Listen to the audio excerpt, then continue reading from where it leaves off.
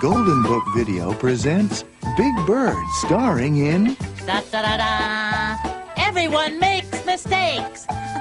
adapted from the Golden Book of the same name by Emily Pearl Kingsley, illustrated by A. Delaney, in cooperation with the Children's Television Workshop. A Sesame Street story, featuring Jim Henson's Sesame Street Muppets. Hi there. My name is Little Bird. I wanted to tell you about an awful thing that happened on Sesame Street just the other day. It was a beautiful sunny day. I was sitting on the fence in the backyard when my friend Big Bird came along. Big Bird was thinking about something. He was thinking so hard, he didn't even see me sitting there on the fence. I wonder what I should get Mr. Snuffleupagus for his birthday. Maybe he'd like some new roller skates. Or maybe a Snuffle yo-yo. Big Bird was thinking so hard that he didn't look where he was going, and whack! Whoa! He walked right into Mrs. Washington's fresh, clean clothes that she had just washed and hung out in the sun to dry.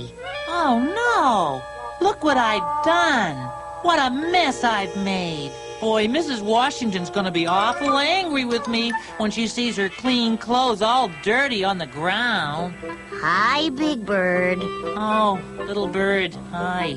Well, what are you gonna do, Big Bird? Oh, gee, I know. I could tell Mrs. Washington that a big flock of geese was flying south for the winter. Yeah, I could tell her that they flew right into the laundry hanging on the line and pulled it all down. Shoot. Big Bird, are you sure that's a good idea? No, that's not a good idea. Birds fly south in the fall, and it's the spring right now. That's right. Now what I think you should say is... I know. I could tell her that Biff and Sully drove their big crane through here on their way to the construction site at the corner. Watch out, you guys! And they ran right into her nice clean laundry. Big Bird. No, that's no good either. Biff and Sully wouldn't drive their crane through here. No, they drive right down the middle of Sesame Street. I knew it. Big Bird, maybe what you should say is... Let's see. Aha! I could tell Mrs. Washington that a giraffe escaped from the zoo and ran straight through the yard. Wait, come back, Mr. Giraffe! Come back here! And got all tangled up in her laundry and scattered it all over the place. I could tell her that. Now, who would believe a silly story about a giraffe escaping from the zoo? Nobody, I guess. You're right. How about telling her the... Wait, maybe I could tell Mrs. Washington that today was the day of the great Sesame Street bicycle race. Since when is this an obstacle course? Watch out, Big Bird. I could tell her that the racers rode their bikes straight into her laundry and dragged it onto the ground. You can't tell her that. The great bicycle race was last week. And Mrs. Washington will surely remember that because she won the race. Oh, yeah, that's right. I guess I can't tell her that. Big Bird, have you thought maybe you should... How about this? I could say that there was a big fire on Sesame Street. All the engines came racing through here on the way to put out the fire. Watch out for the laundry. I told you not to take the shortcut! The fire? Where's the fire? Help! Fire! There's no fire. Big Bird just made it up. No, I can't tell Mrs. Washington that.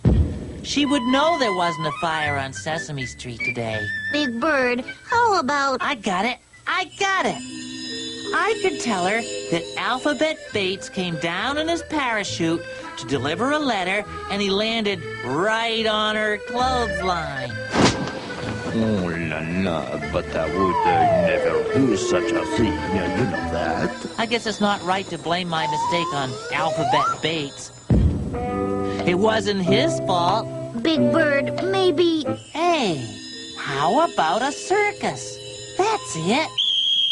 The circus came to perform right here on Sesame Street. Ladies and gentlemen! And the tightrope walker was practicing her act on Mrs. Washington's clothesline, and she knocked the whole thing down.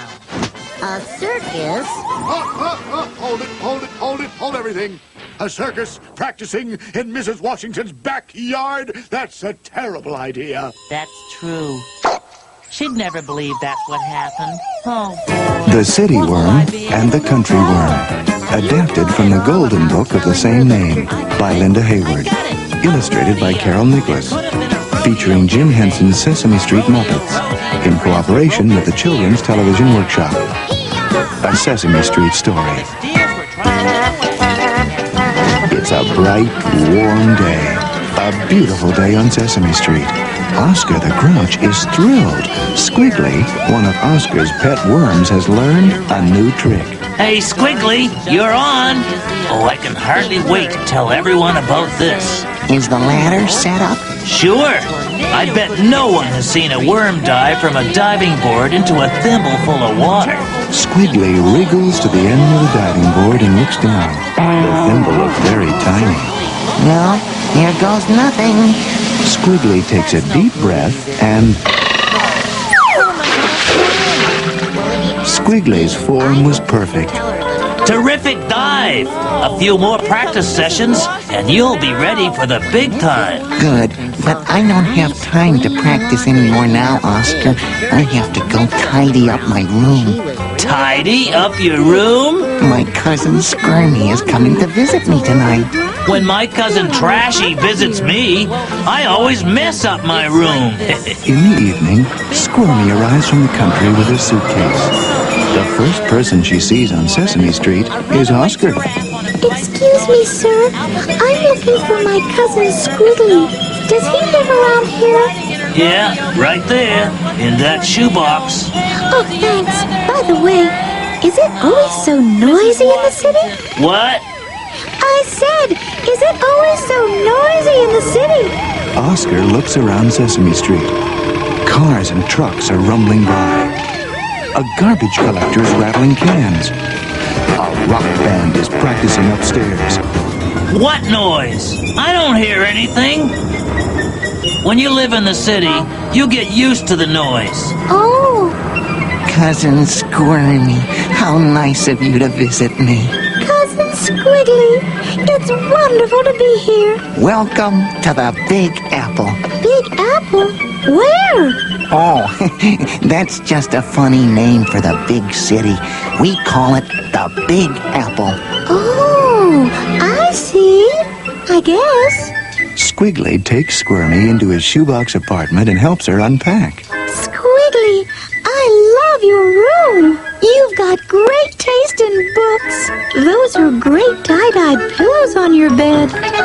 The next day, Squiggly gives Squirmy a tour of the city. At the Earthworm Museum, they see 20 different kinds of dirt in the soil sample room.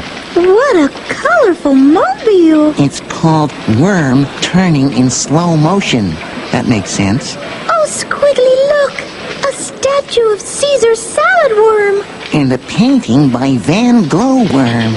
Gee, all this worm culture is really inspiring. I've never seen anything like it in the country. In the afternoon, they climb to the top of the Sesame Street sign and take in the view. The city's a very exciting place, even if it is noisy. That evening, they have front row seats at the biggest Earthworm musical stage show in town. In fact, it is the only Earthworm musical stage show in town. The next day, it is time for Squirmy to go home. Thanks for everything, Squiggly. I hope you'll come to visit me sometime. I've never been to the country. Do you have a lot of museums and shows? No. We do have a lot of quiet. After Squirmy leaves, Oscar shows Squiggly a sign. It says, "See the amazing diving trick. Come to the show starring Oscar T. Grouch." I painted it myself. Terrific, huh? Gee, I don't know. Can you dive into a thimble full of water? Well, no, you're the diver. Then why does your sign say starring Oscar T. Grouch? Because I made the sign. That is unfair. I am the diver, not you. I think I'll go on a long trip. You can do the show without me. But. As Squiggly packs his suitcase, he wonders where he should go. He remembers his cousin, Squirmy. That's it. I'll visit Squirmy. There'll be no shows, no signs, and no grouches in the country. So Squiggly wiggles to the bus stop and waits for the bus to the country. When Squiggly arrives at Squirmy's address, all he sees is a big apple lying on the ground. Gee, where's Squirmy's house? I must be lost. What was that? Cousin Squiggly! Cousin Squiggly? You startled me. I think I heard a bird. Of course you did. There are lots of birds here. What a surprise to see you. How nice of you to come. It's wonderful to be here. Welcome to the Big Apple. That's what I call my house. Squirmy lives inside a real apple. Squiggly loves it. I like the patchwork quilt and the sampler on the wall. The next day, Squirmy gives Squiggly a tour of the countryside. Their cousins wriggle to the local puddle and take a brisk dip. Say, Squirmy, how many inchworms does it take to make a foot? Gee, I don't know. 12? None. Worms don't have feet. That night, they sleep under the stars, with leaves of red and green and gold for blankets. I have never seen so many stars. There's only one problem. I can't sleep. It's too quiet. If only Oscar were here. He makes a lot of noise. Then I could go to sleep. Oscar would play me a Grouch lullaby, and it would be just loud enough to put me to sleep. In the morning, Squiggly and Squirmy are talking about this and that, An acorn. when a robin sitting on the branch of an apple tree notices them. And he's thinking about only one thing: breakfast. This is the life, Squirmy. No cars, no trucks, no garbage collectors. Jump! In here, Squiggly! I can't move. Ow! Help! Squiggly? Cousin Squiggly? You pulled me into the hole just in time.